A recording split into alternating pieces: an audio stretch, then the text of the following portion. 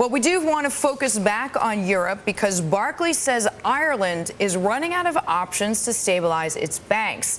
Fears of default are rising. With more, we bring in Antonio Garcia Pascual. He is a former chief economist for the IMF, and he is currently the chief Southern European economist at Barclays, and he is joining us now from London. Antonio, so glad to have you with us this morning.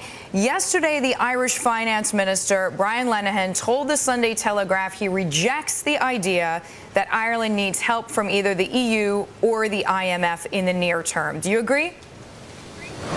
Yes, we agree with that.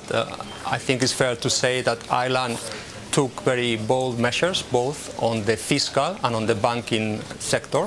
The measures, actually, we agree with the steps taken so far to front-load part of the fiscal adjustment and to tackle the banking sector problems through the creation of NAMA and through the recapitalization of those viable banks, and also through bringing closure to the decision on Anglo-Irish Bank. So broadly, the policies of the government on the banking sector, as well as on the fiscal area, are the right ones. Yet Barclays put out a note, perhaps putting up some red flags for the longer term.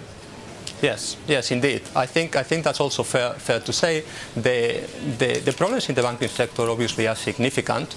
A lot of the adjustment has already taken place, but should there be unexpected, large, significant unexpected losses beyond what the market thinks and beyond with what we estimate, then is when troubles could come more on the medium term, because as we know, in the near term, the cash situation of the government and the Treasury is fairly good. They have 24 billion in terms of cash balances, and they are they're pre-funding actually next year. So the problem, as you rightly point out, is more of the medium term. What would be the long-term growth for Ireland in the post-crisis era? And what if the housing price troubles actually are worse than what we expect? In that situation, one could, of course, envision a scenario in which they might need outside help.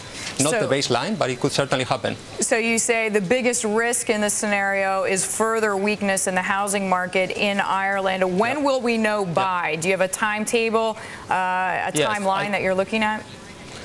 I think, obviously, as I mentioned earlier, they're funded over the near term, possibly over the next 6 to 7 months. As you know, the default cycle comes a little bit with lags over the business cycle, so we would expect the default to peak more towards the mid next year, and by that time we have a better sense by mid next year exactly what is the situation of the real estate sector and whether actually the unexpected losses will crop up.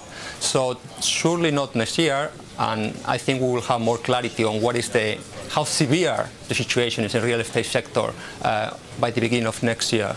Okay. Antonio, we thank you so much for the time. That is Antonio Garcia Pascual. He is joining us there from Barclays Capital from London.